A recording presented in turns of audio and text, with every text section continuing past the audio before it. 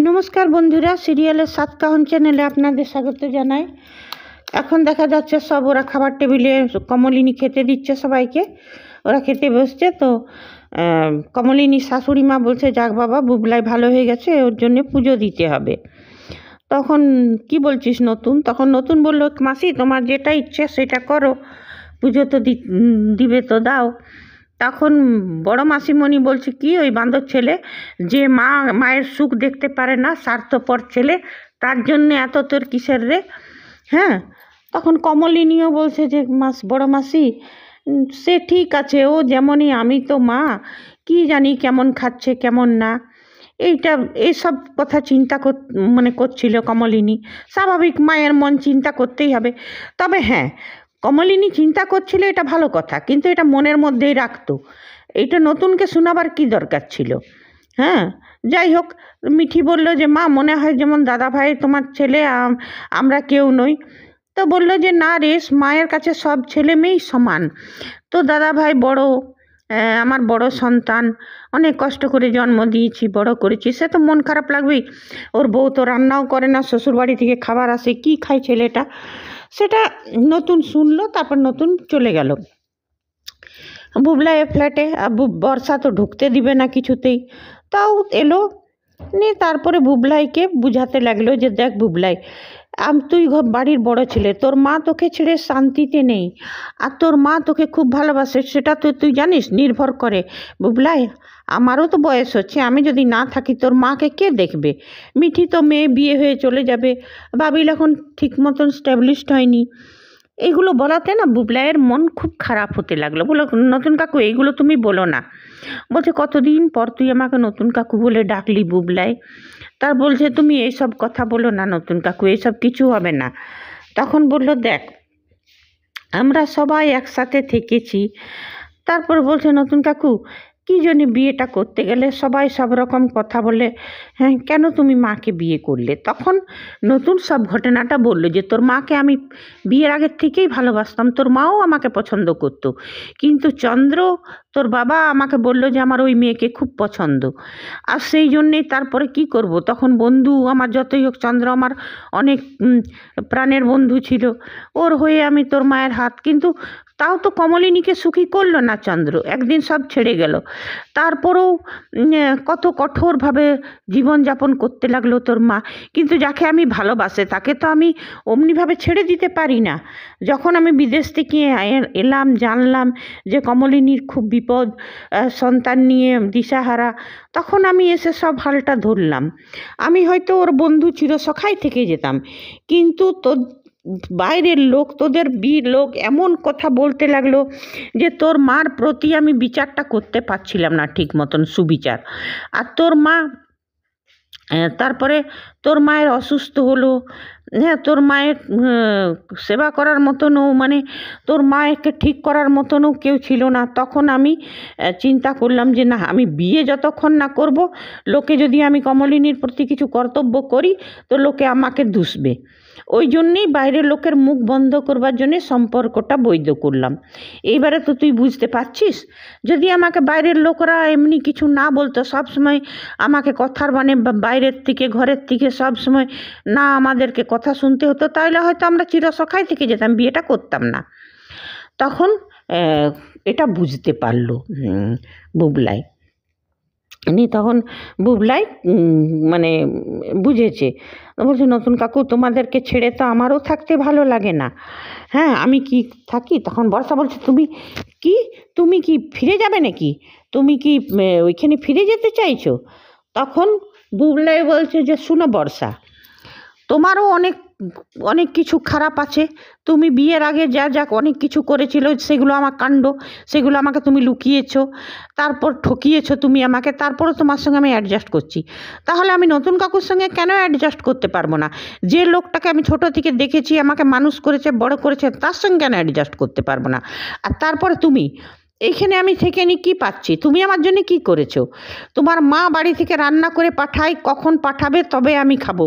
কেন তোমার ইচ্ছা করে না স্বামীর জন্য একটু রান্না করি, স্বামীকে একটু রান্না করে খাওয়াই? কই তুমি তো সেটা করো না। তুমি নিজের কর্তব্যটা, ডিউটিটা করো। তারপরে যখন আমার খারাপ সময় ছিল, আমার ক্রাইসিস ছিল, আমার চাকরি ছিল না, তুমি তো এমএ পাস, কেন তুমি একটা চাকরি করোনি? তুমি তো আমার সাপোর্ট হতো। আর এখনও তুমি কি আমার জন্য কিছু করো? তুমি তো রান্নাও করো না। হ্যাঁ, তোমার ইচ্ছে করে না যে অসুস্থ স্বামীকে আমি রান্না করে কিছু খাওয়াই? সেই জন্য তুমি চুপ থাকো। আমিও মাকে ছেড়ে ভালো নেই, মা যেমন আমাকে ছেড়ে ভালো নেই, আমিও না। ইনি নতুনকে জড়িয়ে ধরলো, নতুনও ওকে নিয়ে। তারপর বলছে, শোনো রুদ্র, তুমি কি ওই বাড়ি যাবার প্ল্যান করছো নাকি? তখন নতুন বললো যে হ্যাঁ, বুবলাই যাবে। তুমি যদি না যাও তো তোমার চয়েস, কিন্তু তুমি বুবলাইকে আটকাতে পারবে না। আর বুবলাইকে যদি তুমি আটকাও, আমি সেটা হতে দেব না। নিয়ে বর্ষার তো থোঁতা মুখ ভোতা। এইদিকে দেখা যাচ্ছে কমলিনী বলছে, হ্যাঁ রে, তো নতুন কাকু কোথায় গেল? পাওয়া যাচ্ছে না। কোথায় মানুষটা? খেলেও না, দুপুর গড়িয়ে বিকেল হতে চললো, এখনও আসার নাম নেই। কোথায় গেল মানুষটা? তখন বলল যে কেন, পুরুষ মানুষ। লক্ষ্মীমণি বলছে, যাবে না? তোমার কি আঁচলের তলায় বেঁধে থাকবে নাকি সব সময়?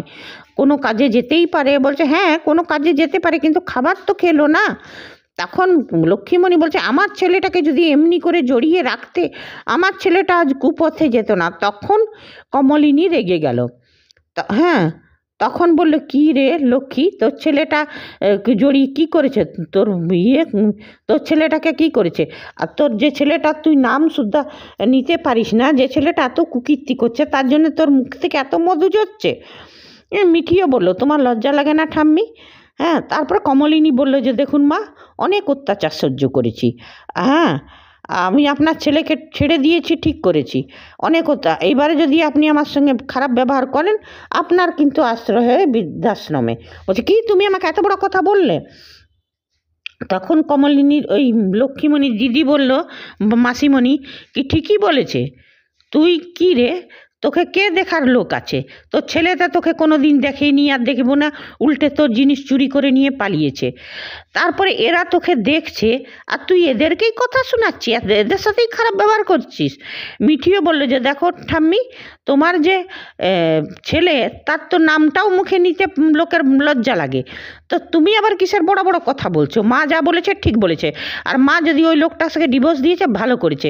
মা যদি ওই লোকটার সঙ্গে জড়িয়ে থাকতো না, তাহলে মায়ের প্রতি সম্মানটা আমাদের থাকতো না। আর বাবিলও সেই কথাই বলল। তখন বলছে, হ্যাঁ দিদি, তুমি কেন বলবে না? তুমি তো তোমাকে খাওয়াচ্ছে পড়াচ্ছে নতুন। বলছে, স্যার তো তোকেও খাওয়াচ্ছে পড়াচ্ছে। তোকে কি খাওয়াচ্ছে পড়াচ্ছে না? তোকে কে খাওয়াচ্ছে পড়াচ্ছে? বলছে দেখো, তখন বললো, দেখ লক্ষ্মী, তোর তো ছেলে তোকে ছেড়ে গেছে, মেয়েও নিজের শ্বশুর বাড়িতে, এরাই তোকে দেখছে, আর তুই এদের সঙ্গে খারাপ ব্যবহার করছিস। হ্যাঁ, তোর তো নরকেও স্থান হবে না। আর এদিকে বুবলাই বলছে যে নতুন কাকু, আমি, আর তারপর বর্ষাকে বলল যে তোমার এই তো তোমার মা বাবা যখন টাকাটা হসপিটালে টাকাটা পে করবার ছিল, তখন তোমার বাবা জ্যাঠা বলে দিলে যে অবলীলাই বলে দিলে আমাদের কাছে টাকা নেই। কিন্তু যদিও আমি সেটা বিশ্বাস করিনি। হ্যাঁ, তো যদি নতুন কাকু টাকাটা না দিতে হতো, তাহলে তো আমাকে হসপিটালেই থাকতে হতো। হ্যাঁ, তো তুমি কি বড় বড় কথা বলছো? আর তোমার মা রান্না করে কখন পাঠাবে তবে আমি খাবো? কই তুমি তো নিজে থেকে রান্না করে দাও না আমার জন্যে। তুমি যদি কুটকাচালি এইসব না করে যদি তুমি নিজের সংসারের প্রতি মন দিতে না, তাও তোমার সঙ্গে থাকা যেত। আর আমি তোমাকে বিয়ে করবার সময় বলেছিলাম কি যে আমি আমার মা বাবাকে ছেড়ে তোমাকে নিয়ে আলাদা থাকবো? হ্যাঁ, আমি যাব। তখন বলছে, ওইটাই নতুন বলল যে দেখ বুবলাই, বলছে নতুন কাকু, আমার এইটাই খারাপ লাগে যে আশেপাশের লোক যা তা বলে। বলছে বুবলাই, দেখ, আশেপাশের লোক যা তা বলে তাতে তোর কিছু এসে যায় না, কিন্তু তোর মা যে কষ্ট পাচ্ছে, যে মা তোকে গর্ভে ধারণ করেছে, জন্ম দিয়েছে, অত কষ্ট করে বড় করেছে, ওর জন্যে কি তোর মন খারাপ করে না? আশেপাশের লোকের কথাটাই বলে, আশেপাশের লোক তোর পাশে দাঁড়ায়। তোর খারাপ সময়ে তো তোর মা, আমরাই তোর পাশে দাঁড়াই। যারা বড় বড় কথা বলে তারা তো কিছুই করে না। হ্যাঁ, তো তুই তাদের কথার ইম্পর্টেন্স দিবি না, তুই নিজের মাকে, নিজের পরিবারকে ইম্পর্টেন্স দিবি। হ্যাঁ, তখন বুবলাই আবার জড়িয়ে ধরলো, বলে হ্যাঁ নতুন কাকু, আমিও তোমাদেরকে ছেড়ে ভালো নেই, আমিও তোমাকে ছেড়ে ভালো নেই, মাকে ছেড়ে পরিবার ছেড়ে ভালো নেই। এদিকে বর্ষা তো রাগে ফুলছে, বর্ষার তো কিছুতেই ইচ্ছা নেই যে যাক। তারপরে বলে যে দেখো বর্ষা, তোমার ইচ্ছে হলে তুমি, বর্ষা বলছে তুমি যদি যাবে তো যাও, আমি যাব না এইখান থেকে।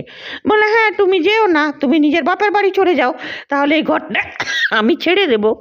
তুমি নিজের বাপের বাড়িতে যেয়ে থাকো, এই ঘরটা আমি ছেড়ে দেবো। তো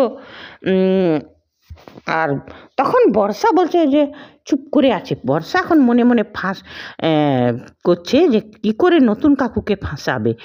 এইবারে সেটাই হয়তো আমরা দেখতে পাবো আগামী দিনে, নতুনকে ফাঁসাবার কোনো চেষ্টা করবে। আর লক্ষ্মীমণি তো আছেই সাপোর্টার, তবে রাইটার্সকে বলবো এইবারে যেমন লক্ষ্মীমণি বর্ষা নিজের কাজে সাকসেস না হয়, এদের শয়তানিগুলো ধরা পড়ুক, নাহলে সিরিয়ালটা জমবে না। প্রথমেই দর্শকরা অনেক আহত হয়েছে, এমনিতেই কমলিনীকে বলছে ন্যাকা, এই ওই দর্শকরা অনেকেই বলছে যে নতুন কাকু মানে নতুনকে একটুও কোনো ইম্পর্টেন্স দেয় না কমলিনী। মানে কমলিনীর কাছে নতুনের প্রেজেন্টটা হচ্ছে ঠুনকো, নিজের ছেলে মেয়ে ছাড়া কিচ্ছু বোঝে না। যেমন লক্ষ্মীমণি ওই শয়তান পুত্রের প্রেমে অন্ধ, তেমনি কমলিনীও। তো সেটা তো সব দর্শকরা বলছেই। নতুনের বুবলাইয়ের ফ্ল্যাটে আসা এই বর্ষার আজে বাজে কথা, এগুলো এমনিতেই দর্শকরা সহ্য করতে পারছে না।